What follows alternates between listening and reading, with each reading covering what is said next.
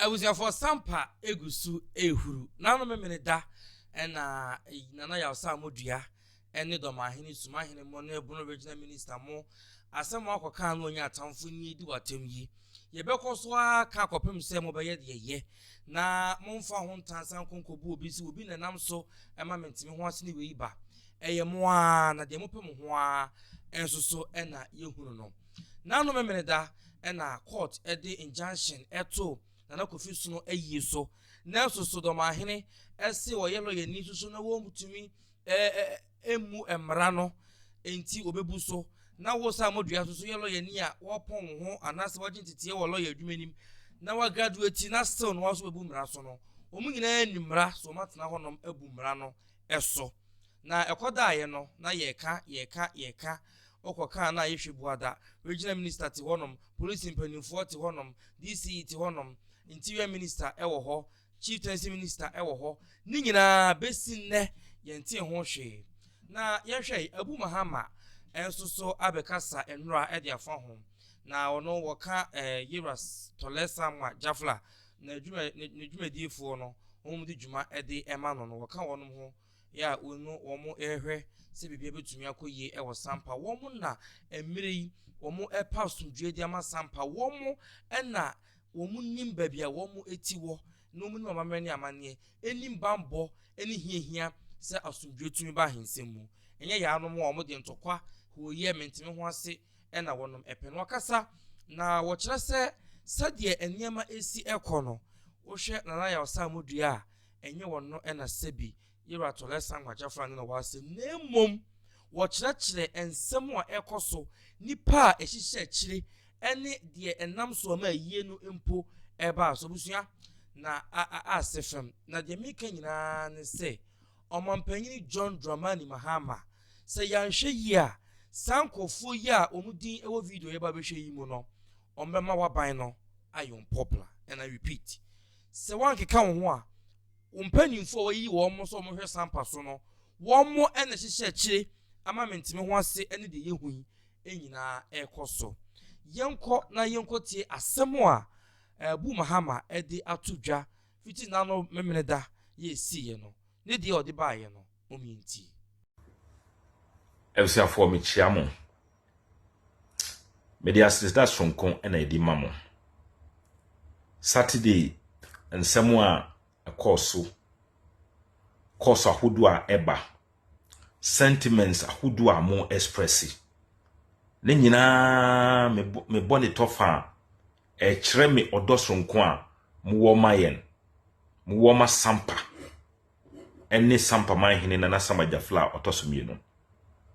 ade bia enne sentiment bi obia express e bia no yedamasi but nioma mienu miensa bi ena mepese wo hono na woti nioma biase entokwa na ekoso no ne mepese wo hunu ne se enye entokwa eye between na Samajafla eni Farouk Ahmed a obo ne hu samrani ya Sammordua enye sa eye entokwa eye government NDC government eni omunkrofo ni bi ni odikan eye Muntaka Mubarak a eye interior minister wono ejina afa a okotia yen ena the chieftaincy minister no na damfo pa ni Mosini abrante na wo Sampa e no Brahma Mosi no oni na enti emere a na ye ka asem yi a ye nyan gazette obi a ikra no sa mere no na Farouk Ahmed ni ye program chieftaincy minister yi e ba ne program ni bi enti chieftaincy minister Ahmed ejina oni interior minister ena regional minister anu ye Ahmed Farouk yi ni lawyer onu ejina enso ka ho ena DC no eye sumahini akoda onu nso eka wo ho ena sumahini ankasa nso abeka ho ena domahini ababeka ho ena omasan aye ade ne se eye bunu ene Asante ntokwa eni senti no ye frɛ enkrofo bi frɛ omo ho bunu champion omo nso organize aba beka ho enti anytime bia omo kɔfa totrafo saa totrafo yi we num kɔfa we na we num akɔfa we num nyina ka bom enti sei na entokwa no dynamics no etie dia ne siye ebeye 2 days to eyi no ne eti se omeye eyie na si why saa na enuoma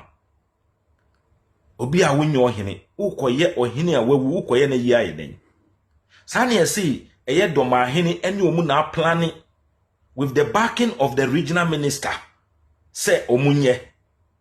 na they should do it behind the scenes say na be ya ye hunu na eduru ho a ne ono as a regional minister betimi ayedi aboa wo memoma ye no they will do it na yenim enti emra ye me hunu ye no a me ye video no the police ehunu say ampa ne ekoso no enye the police for no engage yen say ne mama mate no meni within the jurisdiction a metimi akosa meeting ne bi enti mentimi anko bi because metu kwan nti me ofanom eni adahemfo no ekoye momo ye no mka se de bi eye no omo mma kwan emma Sammordua fo no enye enti omo beko court no makokoji restraining order against them omo kan no honestly me catch me offer no mo say police for no I don't trust them because omo master any Muntaka Mubarak omo master any regional minister no mu nyina nso support doma ahene any suma ahene nyoma na omo ye no but omo ka so oh no the way police for no kasa no omo they saw some trust be in them ampa police for no ekoji restraining order no free court and omo ma yeti ye say they have gone to serve them anti program no emaso but they say will be one insider information from the security agencies no catch and say program no bebaso if he say omo request for men to enforce the restraining order no regional minister ne see oni police fo a ommeba ho aba be yesade ne nto omunya omo no munya program no na omasen ya hunu biom say wa mawom ye frɛ binom anti-robbery squad omo no munhye police ntade otimi hu omo no madresse dreadlock ne ne keka ho a omaka domahini ne galamsefo no a omo ka omo ho a omo basi wom basi sahudo bebre edi omo ba Sampa sanso na wenchi hini edi eyi ne nkrofo nso firi ho a omo nso ba suma hini nso de binom aba ena mosi ne akwada ne ntoma tini nkan se ono nso akofa binom wo Cote d'Ivoire edi omo ba enti omo di omo ba no omo doso enti omo sreyen say for the sake of the peace of the town and the life of the innocent people no so mo sreyen say ade biara nka ye plan se bibia ne nyai omo sreyen honestly me na mentiasie but distance became a barrier. Nana Sangba Jafla a contactee a share no we can say, look, to me any bibia ye did to me and manipa a huton. Ye need to me and for how am renipa. And now Osai can be bisa say, look, Senka to travel your mudu mabe. So mube face yere me mano and momuno mafisia and ko any problem. Now he know them to be cowards. And I was saying who say ampa information na e say they will be walking through the towns. Say yen crofoni ko say omo kwataki domahene a they will take domahene no mabiane. Then they will start be killing people in town. Nti emayen so won so emma nipa enhwere ni nkwa emma nipa property and say emma cashew for no onu Nana Sangba Jafla ko assure won a woni omo ye meeting kan say mumra be mama nya asundwe eye madwuma no ma ba be starting less than 2 months na ntokwa ba be say a die na obeka bi mu a omo be ginedi to osre say emaye ni omachi and say ye kuro no initially na ye mu bi no na ye mpe na mbom ade achi ye no ena me hunu se ampa nyamsa pa anana samba jafla enam so tu yamfo ka se yamfa butre ne asundwie enye bibia no na ya de a edimu because na omu plan nyina ne se they will be killing innocent people because omu mudi omaba ho no omu ya hugwo no yakosi sase so omu baby no omu di omaba enti innocent people emma enkwada empanyinifo ene omu prapra wo omu nchesi emrantie na omu ne ometimi akono they will not target them, they will be targeting women and children enne nkrofo property nti yenyan enti abusiafo enu ne ma ye yaye na ne eye me de kura ne se ade achi ye metena hodin course na eba people who were calling across NDC political party no mo dayasi so mu dayasi se asundwie das work Sampa asundwie wo Ghana no omu dayasi because we didn't tolerate domahini sebi ne nsem hunu na obedi no we didn't yansoso ne so Monday maami bi frame no ka se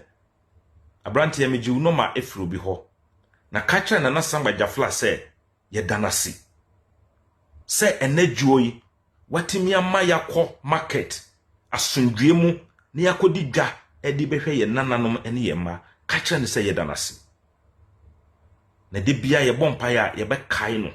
se nyame enkoso ama na butre ene nyansa na ontimi nhwe yenso maame ne de phone tools no makoma tomiyem e maame hunu se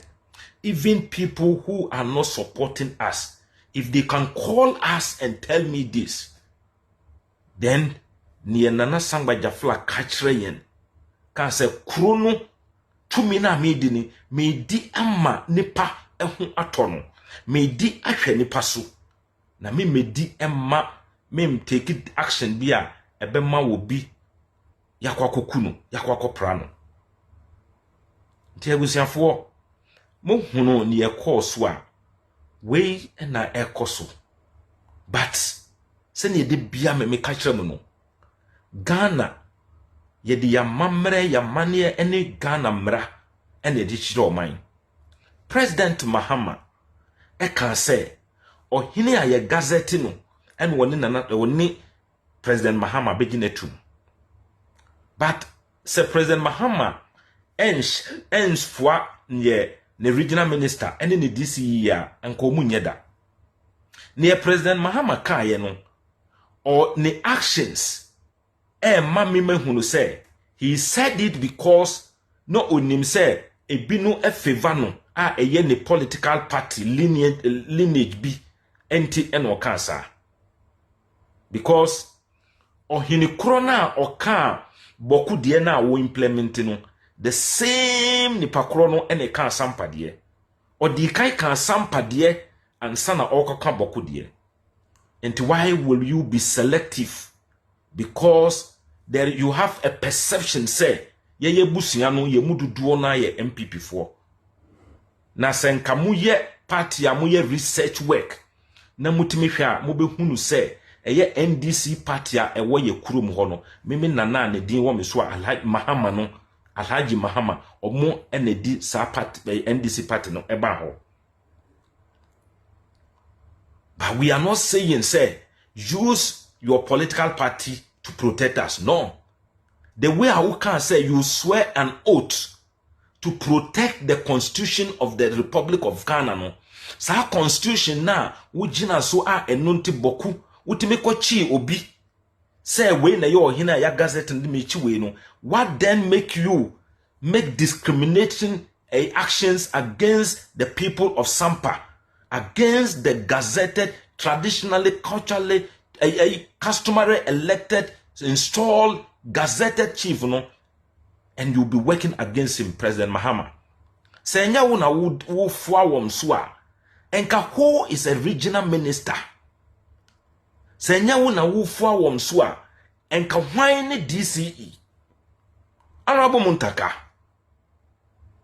Won munie ya ene nneoma mu ye ene ma oman no hwe enkwada school nkwada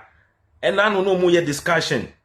on one of the radio station and will be and school nkwada ya na say and I call in and told them that I didn't na school nkwada anye and penyinefo no musuban you are promoting anarchy, you are promoting hooliganism. Adia ako customary arbitration ya can we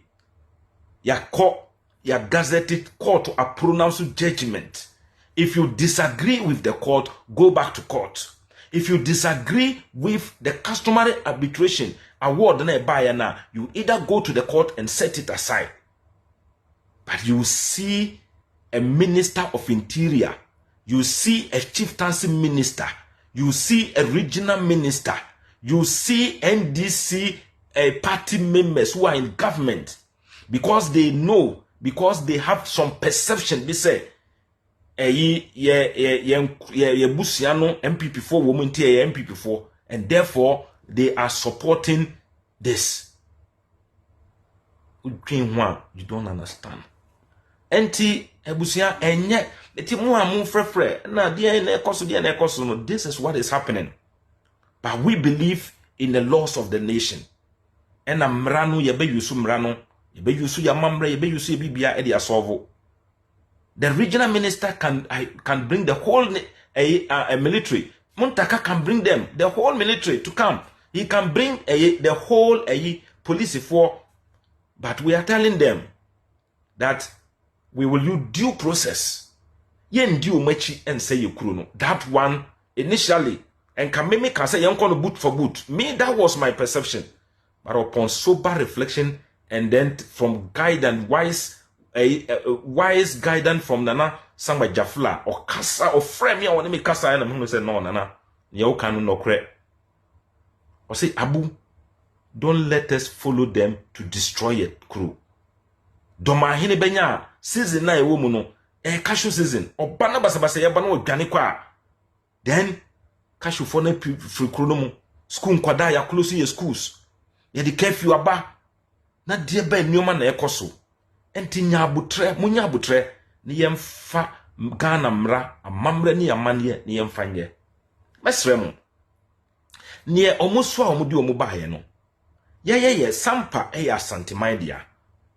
Asante so betimi mobilize sa enkrofo amudi omabayi Asante betimi mobilize more than 10 times of them and bring them to Sampa. But to what effect? Asante edwin Ghana asundwie ho. But I can see say the government of the day hide behind Domahini and Sumahini and omoye sa anwoma no. Yesi Ahmed chieftaincy minister can say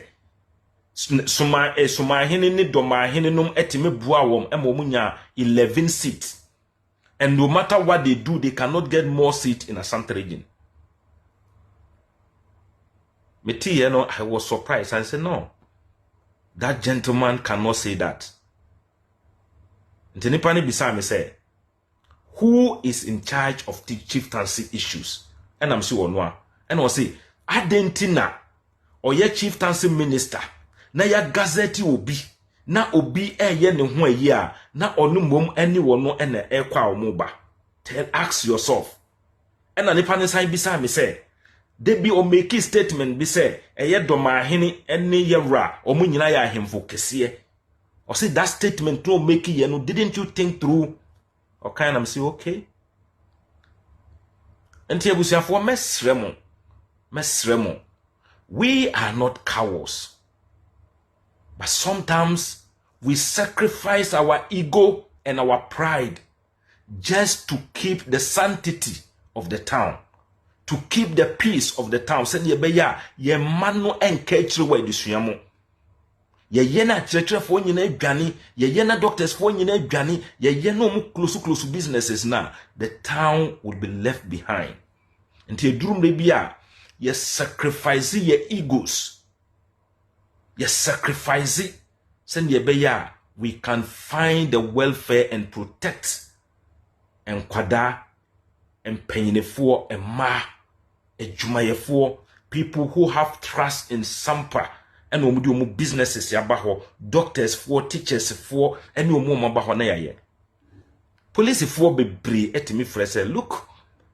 ye penny ne for no emma ye kwan ma ye nye adwuma. But ya ba ha no ye hu no kore no, but ya hu se ye political.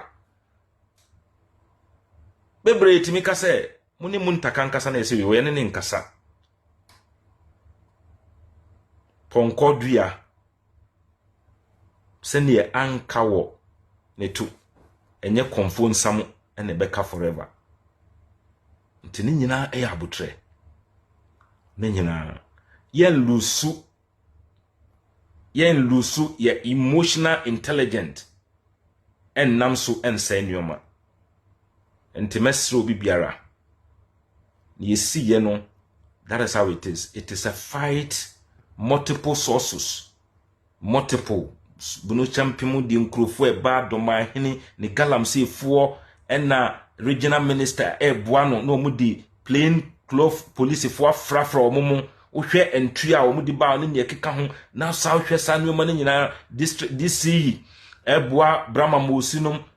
na omako fa nkrofo firi Cote d'Ivoire no mu di omaba enti ohwe sa nkrofo we nyina adentia because they don't have anything in Sampa and therefore Sampa say yeah they don't care. But sometimes we should sacrifice our ego and use the legitimate means to make sure that the right thing is done. And that is exactly what Nana Samba Jafla and then crow for be. Nana ni nyansa Nana edwin enkwada ho onkwada ne ye dachi, and therefore he will do everything possible. Sene beya obi biara wo Sampa traditional area benyan sundwe ne hunu yeyi enche whatever is happening will come to an end. That we can assure you that. I know say near a see no the president will sit down and upon sober reflection I know he will call Nana Domahene to order, because near oye yeyi say yewra asantimansi oye bia Ghana enya asundwe da. Sa santimansi yebia. We have the numbers. We have it. But sebi. Ye di nyansa eni adwene ene di yade. Nti mesre obi biara. Enkodi obi achi. Emma obi emma wo bumfu emma wo nkoye bibia. Asundwe eye priceless. Untimi nto asundwe. Enunti ena ye sacrifice ye igwa. Now we didn't want innocent people. Emma omu baby na obinu mfechire enko kukumwo. Eno ene baya ye muhunu ye no ye jai emani ye. Nemum we can assure you say ni ye say ye guswa ye ra ebanswa yenim say amanebo bia wo bia no ye de bema no. But for now ni minister obi biara ne say mon kama komantom ye no mumma yen copy blandly obi a wo ya depa ene esua no enye no ye wo ye to trusem ene ye beka say doma hene ye to trusem or ye judge ni o but or ye lawless judge hwedo suma hene yeso wo ye council of elder a wono na two president fu. You see, say a system of electing the Council of Elders, no. It's a constitutional review committee for netimi revising. Na ye ka general election nemo. Ye tuaba na obiantimin tuaba. Ni ye nyi sebi. Ni na dwimu daho. A dwimu pa ene woni timu. Na wetimi abedi sa position. Nti mesro obi biara. Sampa so ndwie ehun hia. Enti eno entia enti ntokwa we will overcome it. We will overcome it. Ti medamasi nyame adom na mebedru me se mebedru a nene mo beye life me back to me source a me back I will grant interviews our life question be a mo bia then you ask who answer free and fair to say enetie ti ebedamasi nyame nka mo ho mon koswa na mo Sampa so ndwie ho ban eno ene ade a esombu ema na Sammordua ene na trankonwa eno nso ye beye ye de Ghana mra ye de amamra ni amane ebe solve every problem that we are currently encountering. This one shall also pass. Yadamasi. Yamin kamo ho na ombo bibiara ho bai. Bye bye. Alright, for Entiabu Mahama ena yekwoti ye no watu no boss ye chechiremu e de afiri day 1 abesi na no meneda ene de course nyina na se de bia ye ka no ye ratole Sammordua de ono de wo so opasumdue enti o use mra no of amra kwan so me na no me tena ha no kan se komu ye ni din ye no eya adoso eya abroso abaso na ho makrama nke nipa ye nyina ye nim ne ekoso wo Sampa se do ma hene hye akire suma hene hye akire interior minister mon kan hwinte do meka ho bunu regional minister de nim so wo mu dada ene de nyon na beka sanso na police commander no so da no ono so hwe ye ba be so no so je asai eno no so koye ena afi so for hwa hinsem so chieftaincy ono so ede na omo so eka ede afa ho esansa asam no ba ye no ayese bola suja ede da honom okaka yesi ma wonka to the extent say kwabrani tumi sesa dom edi free tachiman ne nkofo man so aman atwa ho ahia na omo de bowura obi kromu se wo mo ba yie eye de na so sade omo si eba ye no asade akrabirifo be free obi awra no hwe so de do mahini suma hini mo na fim ne ade de ba no a ena nkafo fianto ata no dware aba mo na Sammordua eso ne nkofo eso so agi chi edihia wono mo a enkenei wo be sa dane asem na saba be ka se yero Sammordua nkofo ena eha adwene omo ne pentokwa omo na de ntokwa hia wo genti na injunction na ye de ato so ye de ato ayi so na ba akosi wodi mra so enti samo de injunction ato so na mo ama ne kwa ma na anya yie ne de a onye na obi de wo ye yie na court de bekum circuit court de injunction aba abeto ayi so a na ya pene amanipa kono de ono no ye na yie no edi police for person mo kire se wo mo ehu se yie ne koso enye ye na yi obi ya o enye ye na yi obi ya na emom no emra na ye de ye adwuma na Ghana mra ene Ghana mamu no ebeto de ene na nanom hye de to honom eti se yesi ye ka bom ne ye di Ghana de ene so ede a na se na bekọ de a ene na yes anu a na ya ye se ebi mo person mo to mo na se eya de timupo bia betu bi mo adwene fi se de wasamra no si kode ma ye no enko sanfa ma yen yes se wo for title bi de to ho so na se sa title no eye title a yen fa ma amra kwan so wasamra ni wudi ye wo hanom ene hu ahemfu bi a wo mo na wo mutumi so tano so ye ko hu ye ohene no ekofa din ede to ho so se ohene emra no ene ni diye fi so no yen gazette no fa konkrete mu so ye ohene ye wo ehonko ye ho ahemfu bebrebe bi omoto atwi enya amane anase court no omo adi ewo edi omo de to omo so se ohene abrayen gazette wo mo na we die na ya Sammordua yen gazette no court akasa hye ye ma ye gazette ye ratole Sammordua ye obi anim so onye ohene ne tumi ne kine yesi ne so bo ne ho asafo hene etena kromu ye ohene a wowu a obi fufuro so ne tuo mu aswan na ya gazette wono no tenchen no fufuro tumi be tranchen tenase eye yie ma ne yie ana. What is the essence of the gazetting? Ye kan say gazetting you obi hene na so hwan na Sammordua so de kire no hwan o man hene ebei na o man hene be kwa no tumi wo tumi so sa swan de kire yonko man hene o ti bi wai